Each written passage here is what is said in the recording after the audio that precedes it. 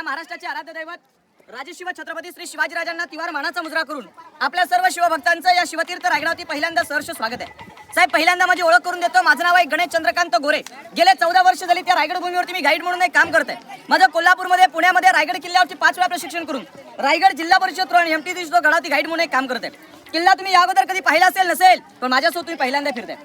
तर या गडाचं वरचं क्षेत्रफळ 100 एकर आहे आणि जिथे गाडी पार्किंग केली पायथ्यापासून रायगड 1200 एकर आहे. आपण कल्पना करा सर की रायगडाचा 100 एकर परिसर पूर्ण बघायला 2 दिवस पुरत नाहीत. मग 1200 एकरचा रायगड फिरायला तुम्हाला किती वेळ लागेल? प्रत्येकाच्या चालण्यासह प्रत्येकाने एकदा कल्पना करावी. आपण सर्वजण गडावरती टॉप भागावरती पोहोचल्यात. प्रथमतः गडाच्या 4 दिशा दाखवतो. ही किल्ल्याची पूर्व दिशा. पूर्वेला 4 किलोमीटर अंतरावरती भवानी देवीचं मंदिर आहे. रायगडाच्या पश्चिमेला 1 किलोमीटर अंतरावरती हिरकणीचा बुरुज आहे. जी माता आपल्या बाळासाठी या गडावर उतरली गेली तो पश्चिमकडे हिरकणीचा बुरुज पाहतो. रायगडाच्या दक्षिणेला काळकाईचा खळगा. रोपे प्रकल्प 1996 ला चालू झाला. गडाची पाठीमागची बाजू आहे. तर रायगडाच्या उत्तरेला भगव्या ध्वजाखाली जे टोक दिसतं हे रायगडाचं उत्तरेचं टकमक टोक. आणि साहेब, या किल्ल्याला पायऱ्या किती? 2350 पायऱ्या. ही किल्ल्याची समोरची बाजू. जीवनात आलेल्या प्रत्येक शिवभक्ताने एकदा तरी रायगडाची वारी करावी आणि ती करत असताना ती पायी करून पाहावी. ज्या डोक्यातला घाम पायाच्या नखाला स्पर्श करून जातो त्या रायगडाच्या इतिहासाची जाणीव घडवतो की 350 वर्षापूर्वी आपल्या राजाने रायगडाला कसं घडवलं असेल. जर या रायगडाला पूर्वी 14 नाव होती. कोणी तणस, रासीवाडा, कधी जाऊ मासाहेब तुम्ही जन्माला आलात म्हणून अंगणामध्ये दिसते ती तुळस. आणि या महाराष्ट्रामध्ये छत्रपती शिवराय जन्माला आले म्हणून त्या मंदिराचे दिसते उंच उंच ते कळस, उंच उंच ते कळस. बोला छत्रपती श्री शिवाजी महाराज की जय. जय भवानी, जय शिवाजी. आले सप्त नद्यांचं पाणी.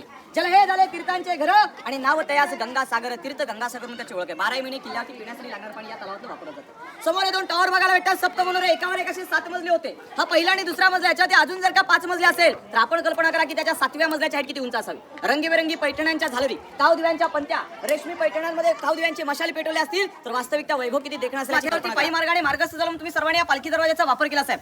जर का तुम्ही गडावरती रोपवे आला असतात तर रोपेच्या अपर स्टेशनला उतरल्यानंतर सुद्धा 128 पायऱ्या चढावं लागतात. 128 पायऱ्या चढल्यानंतर जो पहिला गेट लागतो त्याचं नाव आहे मेणा दरवाजा.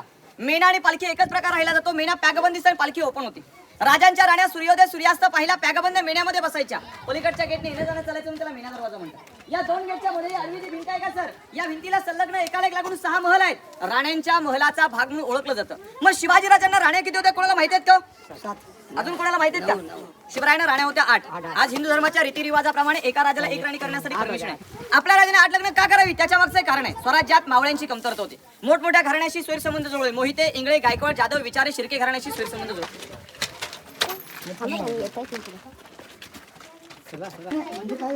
बाबा याला हात नका लावा, खास सुटेल. आधी दगडाचं बनवलंय हे टॉयलेट आहे त्याचं ते मॉडिफाय करून इंग्रजानं त्याचं इंग्लिश टॉयलेट केलं. असं नाही काय हो, नाही ते भैया इकडे या. इकडे बघूनच गेले तिकडे. त्यावरती बघता येणार आहे. परंतु या राणीच्या महलासमोर हे तुटलेले ओठे दिसतात. त्याला सर्वंट कॉटेज असं म्हणतात. नोकर चाकर शिपायांची घरं. राणीने आज्ञा करावी, दासीने आतमध्ये जावं, आपलं छोटं मोठं काम करावं आणि पुन्हा विश्रांतीला इथून बसावं. म्हणजे प्रत्येक राणीच्या साईड आहेत. पलीकडे 2 सेपरेट तो सिंगल वे आहे. पण त्या 2 झाडांच्या खालच्या बाजूला उर्वरित 3 राजवाडे. ते राजमहल खूप मोठमोठ्या आकाराचे आहेत कारण की ते मेन सरदार मंडळींची होते. तिथे वाडेश्वर महादेवाचं मंदिर आहे आणि कुशावर्त तलाव नावाचं एक टँक आहे मोठं. कुशावर्त तलावामध्ये संभाजी महाराजांनी राजकमळ लावली होती. रुसमे पैसे आहे नाही हो. पैसे पडले, मोबाईल पण पडला असेल बहुतेक कोणाचा. पैसे पण आहेत पण मोबाईल कोण टाकलोय? लय पैसा असेल याच्यात. धान्याचं काय म्हणते याला? पठार.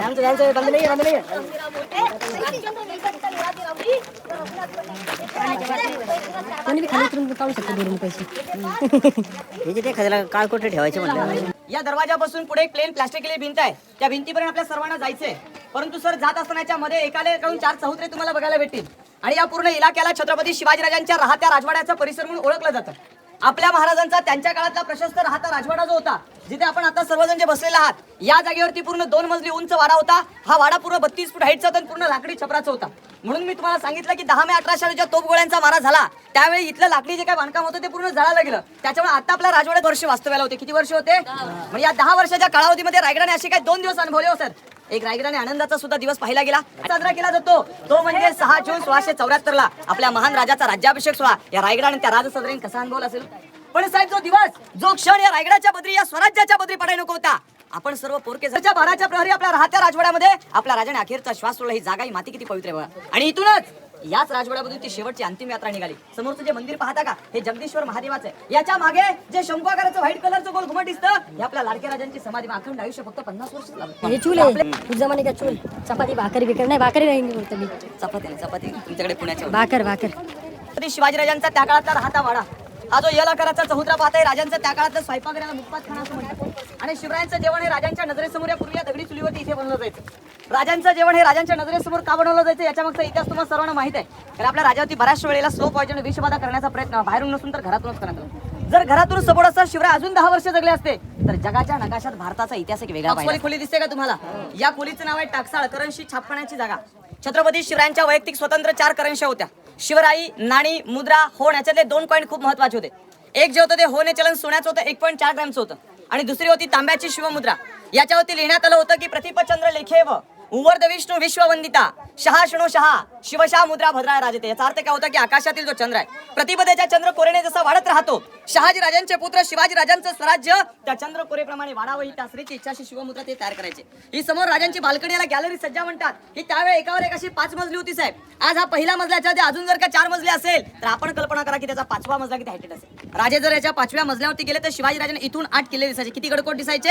हे 8 किल्ले कोणते तर गडाच्या पूर्व दिशेला राजगड, तोरणा आणि लिंगाणा दिसायचा. रायगडाच्या दक्षिणेला पाहिलं प्रतापगड, सोनगड, चांबारगड, मकरंदगड दिसायचा. आणि रायगडाच्या पश्चिमेला मानगड असे नावाचे 8 किल्ले महाराजांना दिसत असायचे. समोर बघा आयताकृती जो खड्डा दिसतो का, त्या कॉर्नर मध्ये बघा काही लोक उतरण्याचा प्रयत्न करतायत. 11 पायऱ्या उतरता डाव्या हातावरती 10 बेडची खोली आहे. या खोलीचं नाव आहे गुप्त खलबत खाना. स्वराज्य काळात लाईट माईक काही प्रकार नव्हता.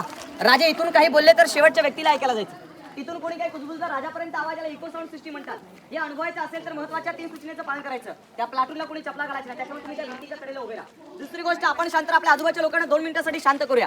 आणि तिसरी गोष्ट, तुम्ही सर्व शांत राहिलात तर त्या गेट पासून एकदा हलक्या आवाजामध्ये बोलेल की छत्रपती श्री शिवाजी महाराज की. आवाजाला मोठ्याने रिप्लाय द्यायचा जय म्हणून. मी बोलेल जय भवानी, आपण बोलायचं जय शिवराय. हा कागद पडेल आपण दिलेला, या कागदाचा आवाजाला हिरोजींसाठी सर्वांनी टाळ्या वाजवा. चला पहिले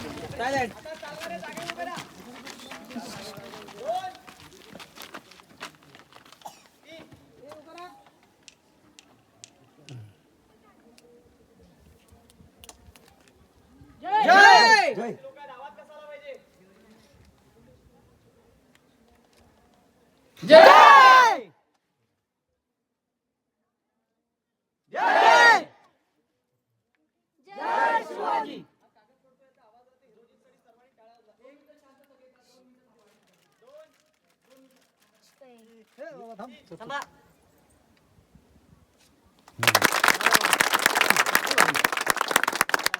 आवाज कसा होता बाबा? खरंच राहू साऊंड सिस्टीम. चला आपली गँग झाली सगळी. बिस्किट द्या. इथे सर्वसामान्य रयतेला त्यावेळी न्याय दिला जात होता.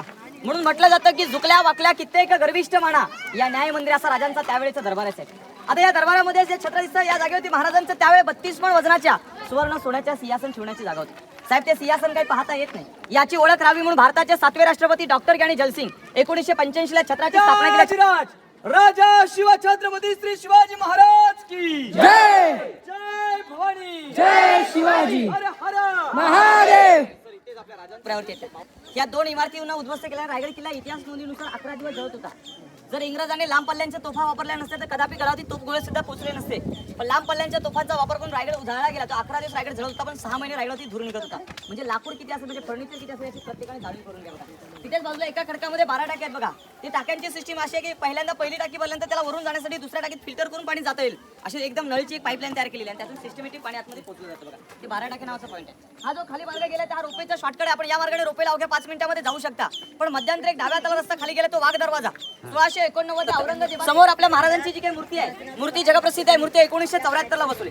महाराष्ट्राचे पहिले मुख्यमंत्री यशवंतराव चव्हाण यांच्या हस्ते मूर्ती बसवली आहे. छत्र नव्हते याच्यावरती. 2 जून 2012 मध्ये आपल्या राजांचे वारसदार साताऱ्याचे गादी उदयन महाराज, सांगलीमध्ये शिवप्रतिकाचे जो मावळा हाताने नारळ बाहेर काढेल त्याला 1.25 किलो सोन्याचं गड, एक काठीनं घोंगडाने घोडास्वार, मग दानपट्टा, तलवारी, भाले चालण्याची प्रथा इथे दाखवली जात असायची. पलीकडे जी पत्र्याची इमारतीला हत्तीशाळा म्हणतात. गडावरती जे हत्ती आणले होते त्यांना लहानाचं मोठं मंत्र हत्तीशाळेचा वापर आज ते पुरातत्व विभागाचं आपल्याला ऑफिस पाहायला भेटते. सर समोर थेट विस्तारली भव्य इमारत आहे. इमारतीचं नाव आहे बाजारपेठ.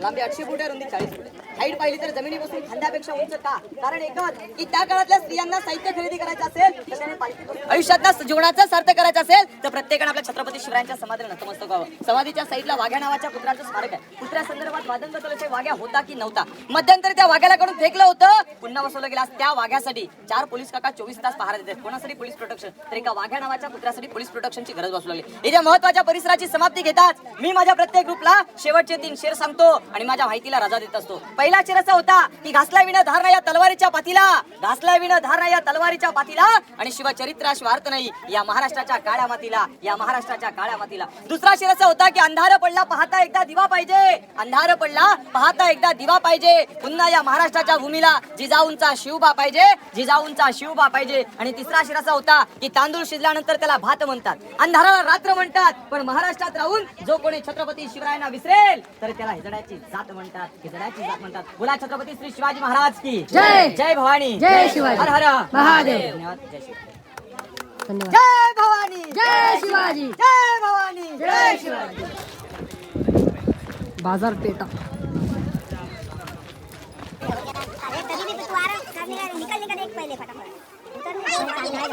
चला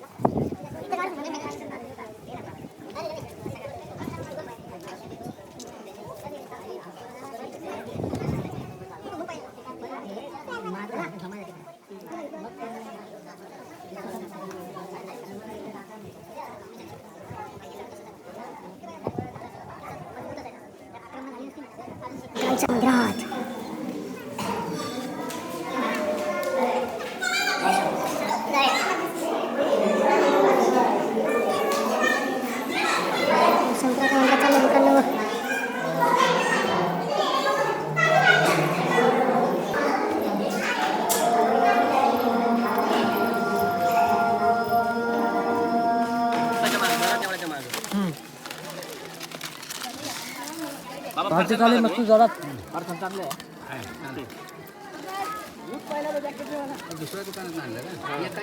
एक नंबर अनुभव होता मित्रांनो, एक नंबर अनुभव होता म्हटलं.